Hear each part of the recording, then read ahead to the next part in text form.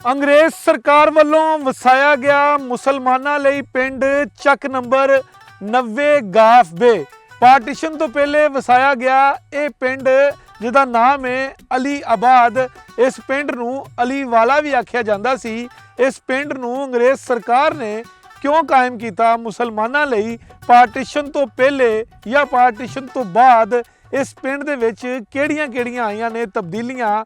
ਹੁਣ ਇਹ ਪਿੰਡ ਕਿਵੇਂ ਦਾ ਤੁਹਾਨੂੰ ਵਿਖਾਲਾਂਗੇ ਅੱਜ ਦੇ ਇਸ ਪ੍ਰੋਗਰਾਮ 'ਚ, ਜਿਹਦਾ ਨਾਂ ਹੈ ਲਹਿੰਦੇ ਪੰਜਾਬ ਦੇ ਪਿੰਡ। ਤੁਸੀਂ ਵੇਖਦੇ ਰਹੋ ਇੰਡੋਜ਼ ਟੀਵੀ ਆਸਟ੍ਰੇਲੀਆ।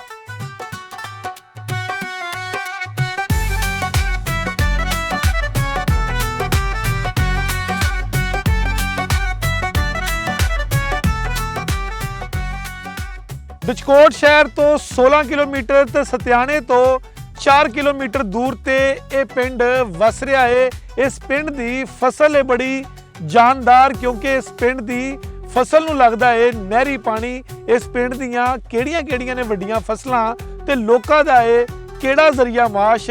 ਇਸ ਪਿੰਡ ਦੇ ਵਿੱਚ ਕਿੰਨੀਆਂ ਨੇ ਨੰਬਰਦਾਰੀਆਂ ਤੇ ਕਿਹਦੀ ਹੈ ਪ੍ਰਧਾਨਗੀ?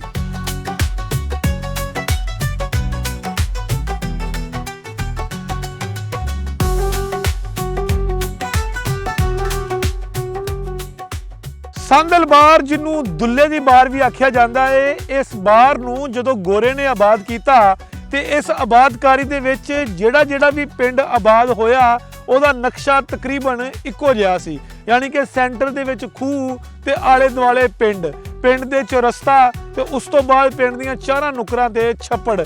ਇਸ ਪਿੰਡ ਦੇ ਵਿੱਚ ਵੀ ਸੀ 4 ਛੱਪੜ ਤੇ ਇਸ ਪਿੰਡ ਦੇ ਦਰਮਿਆਨ ਦੇ ਵਿੱਚ ਵੀ ਸੀ ਇੱਕ ਖੂਹ ਜਿੱਥੋਂ ਲੋਕ ਪੀਂਦੇ ਸੀ ਪਾਣੀ।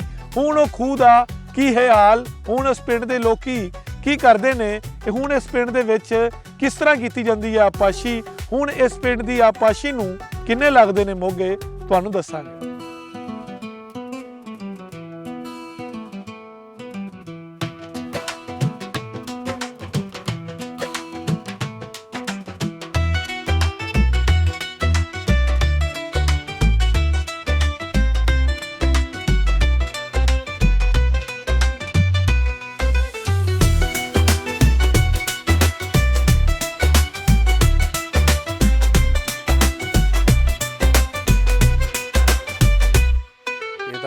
पूरा नाम है ਚੱਕ ਨੰਬਰ 90 ਗਾਹਬੇ।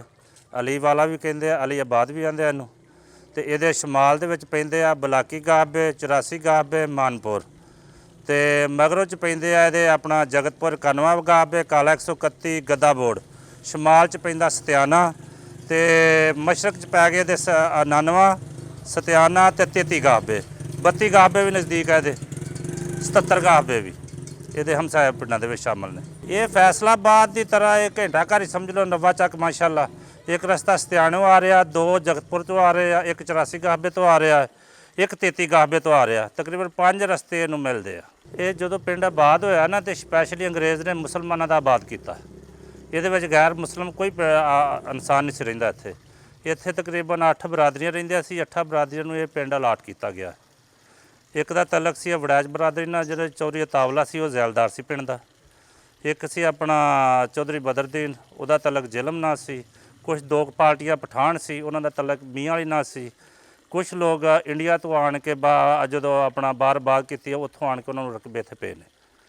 ਤੇ ਇਹਦੇ ਪਿੰਡ ਦੇ ਵਿੱਚ ਖੂਹ ਹੁੰਦਾ ਸੀ ਬੜਾ ਵੱਡਾ ਚੌਕ ਦੇ ਵਿੱਚ। ਹੁਣ ਤਾਂ ਇਸ ਟਾਈਮ ਮੌਜੂਦ ਨਹੀਂ ਗਾ, ਜਿੱਥੋਂ ਲੋਕ ਪਾਣੀ ਭਰਦੇ ਸੀ ਜਾਂ ਮਸਜਿਦ 'ਚ ਹੁੰਦਾ ਸੀ ਇਹ ਖੂਹ ਜਿਹੜਾ ਸੀ।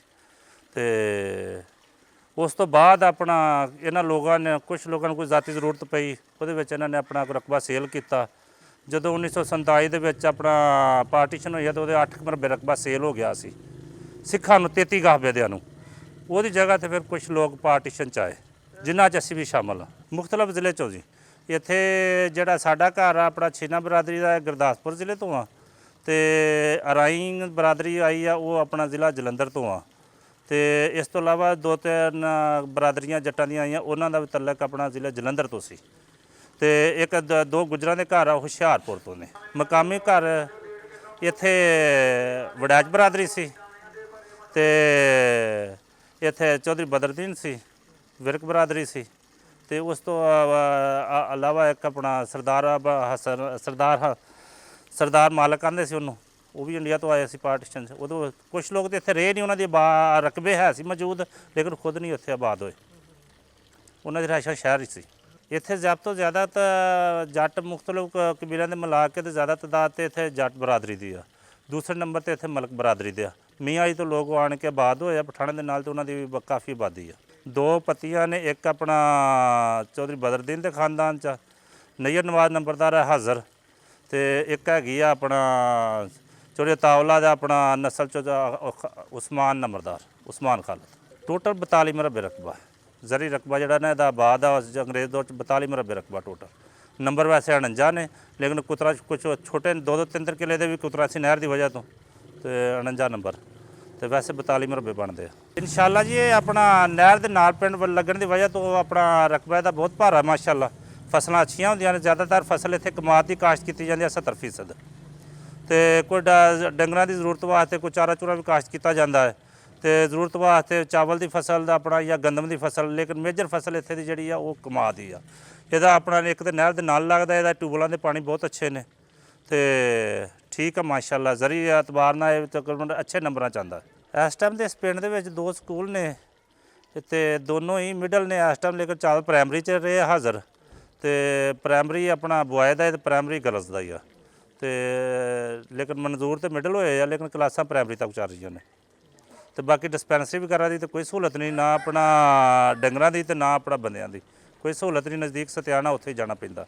ਇਹਦੇ ਵਿੱਚ ਟੋਟਲ 3 ਮਸਾਜਿਦ ਨੇ। ਕੋਈ ਮਸਲਕ ਦੀ ਇੱਥੇ ਜ਼ਿਆਦਾ ਗੱਲਬਾਤ ਨਹੀਂ ਹੈ, ਠੀਕ ਨੇ, ਸਭ ਲੋਕਾਂ ਦੇ ਆਪਸ 'ਚ ਮੁਹੱਬਤ ਪਿਆਰ ਵੀ ਆ ਨੇ, ਮਸਲਕ ਨੂੰ ਤਰਜੀਹ ਨਹੀਂ ਦਿੰਦੇ, ਨਾ ਬਰਾਦਰੀ ਨੂੰ ਖੁਸ਼ੀ ਗਮੀ, ਤੇ ਸਾਰੇ ਦੋਸਤ ਇੱਕ ਦੂਜੇ ਕੋਲ ਜਾਂਦੇ ਆਉਂਦੇ ਨੇ। ਨਹੀਂ, ਇਹ 90 ਚੱਕ ਦੇ ਵਿੱਚ ਕੋਈ ਦਰਬਾਰ ਨਹੀਂ, ਨਾ ਹੁਣ ਦੇ ਬਰਾਬਰ ਹੀ ਆ। ਇੱਕ ਇੱਥੇ ਛੋਟਾ ਜਗਤਪੁਰ 'ਚ ਬਾਬਾ ਨੈਤ ਚੰਦ ਆ, ਉੱਥੇ ਕੋਈ ਸਾਲ ਬਾਅਦ ਮੇਲਾ ਲੱਗਦਾ, ਜਾਂ ਇੱਕ ਚੌਧਰੀ ਅਸਗਰ ਦੇ ਰਕਬੇ ਦੇ ਵਿੱਚ ਆ, ਉੱਥੇ ਆਪਣਾ ਨਾ ਹੋਣ ਦੇ ਬਾਰੇ ਕੋਈ ਇੱਥੇ ਕੋਈ ਦਰਬਾਰਾਂ ਦੀ ਅਕੀਦਤ ਬਹੁਤ ਘੱਟ ਆ। ਕ੍ਰਿਕਟ ਤੇ ਕਬੱਡੀ 2 ਹੀ ਗੇਮਾਂ ਇਸ ਪਿੰਡ 'ਚ ਆ ਰਹੀਆਂ ਨੇ। ਕ੍ਰਿਕਟ ਦੀਆਂ ਇੱਥੇ ਮਾਸ਼ਾਅੱਲਾ 3 ਟੀਮਾਂ ਆਪਣੀਆਂ ਚੱਲ ਰਹੀਆਂ ਨੇ, ਤੇ ਇਹ ਕਮੀ ਆ ਵੀ ਅਜੇ ਇੰਟਰਨੈਸ਼ਨਲ ਪਲੇਅਰ ਸਾਡਾ ਕੋਈ ਨਹੀਂ ਗਿਆ, ਤੇ ਬਾਕੀ ਆਪਣਾ ਟੀਮਾਂ ਬਹੁਤ ਨੇ ਮਾਸ਼ਾਅੱਲਾ। ਬੱਚੇ ਦਾ ਟੈਲੈਂਟ ਬਹੁਤ ਆ ਕ੍ਰਿਕਟ ਦਾ ਇੱਥੇ, ਤੇ ਕਬੱਡੀ ਦਾ ਵੀ ਸ਼ੁਰੂ ਤੋਂ ਹੀ ਪਾਰਟੀਸ਼ਨ ਤੋਂ ਲਾ ਕੇ ਹੁਣ ਸਿੱਧਾ ਇੱਥੇ ਟੈਲੈਂਟ ਮੌਜੂਦ ਰਿਹਾ। ਹੁਣ ਇਹ ਮੁਸਤਫਾ ਬਿਜਲੀ ਦੇ ਨਾਂ ਤੋਂ ਬਹੁਤ ਅੱਛਾ ਪਲੇਅਰ ਆ, ਇੱਕ ਅਸਰਾਰ ਗੁੱਜਰ ਆ, ਉਹ ਵੀ ਬਹੁਤ ਅੱਛਾ ਪਲੇਅਰ ਆ ਇੰਟਰਨੈਸ਼ਨਲ ਮਾਸ਼ਾਅੱਲਾ। ਦੋਨਾਂ ਨੇ ਬਾਹਰਲੇ ਮੁਲਕ ਵੀ ਜਾ ਕੇ ਖੇਡਿਆ। ਤੇ ਮੁਜ਼ੰਮਲ ਬੂਟਾ ਆਜ਼ਾਦ ਕਬੱਡੀ ਕਲੱਬ ਰਜਿਸਟਰਡ ਆ ਇੱਥੇ 90 ਚੱਕ ਦੇ ਨਾਂ ਤੋਂ, ਜਿਹਨੂੰ ਇਮਰਾਨ ਭਾਇਆ ਜੱਟ ਚਲਾ ਰਿਹਾ। ਜ਼ਰਾਇਤ ਦੇ ਨਾਲ ਤਲਕ ਅਗਰ ਕਿਸੇ ਡੰਗਰ ਵੀ ਰੱਖੇ ਆ, ਤੇ ਜਾਂ ਹੁਣ 77 'ਚ ਫੈਕਟਰੀ ਬਣੀਆਂ ਟਾਕੀਆਂ ਟੂਕੀਆਂ ਦੀ, ਲੋਕ ਇੱਥੇ ਮਜ਼ਦੂਰੀ ਕਰਨ ਜਾਂਦੇ ਆ।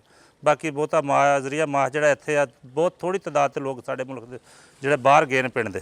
ਬਹੁਤ ਹੀ ਅੱਛੀ ਸਾਂਝ ਆਪਸ 'ਚ, ਕੋਈ ਖੁਸ਼ੀ ਹੋਵੇ ਉਹ ਵੀ ਰਲ ਕੇ ਸੈਲੀਬ੍ਰੇਟ ਕਰਦੇ। ਅਗਰ ਫੌਤਗੀ ਹੋ ਗਈ ਹੈ ਤਾਂ ਹਰ ਬੰਦਾ ਇੱਕ ਦੂਜੇ ਦੇ ਦਰਵਾਜ਼ੇ 'ਤੇ ਜਾ ਸਕਦਾ, ਤੇ ਬਾਕੀ ਛੋਟੇ ਮੋਟੀਆਂ ਖੁੰਦਕਾਂ ਇੱਕ ਦੂਜੇ ਨਾਲ ਲੜਾਈ ਝਗੜਾ ਵੋਟਾਂ ਦੇ ਉੱਤੇ ਚੰਗੀ ਮਾੜੀ ਹੋ ਜਾਂਦੀ ਹੈ, ਲੇਕਿਨ ਐਸੀ ਨਹੀਂ ਵੀ ਕਿ ਇੱਕ ਦੂਜੇ ਦੇ ਦਰਵਾਜ਼ੇ 'ਤੇ ਨਾ ਜਾ ਸਕੀਏ।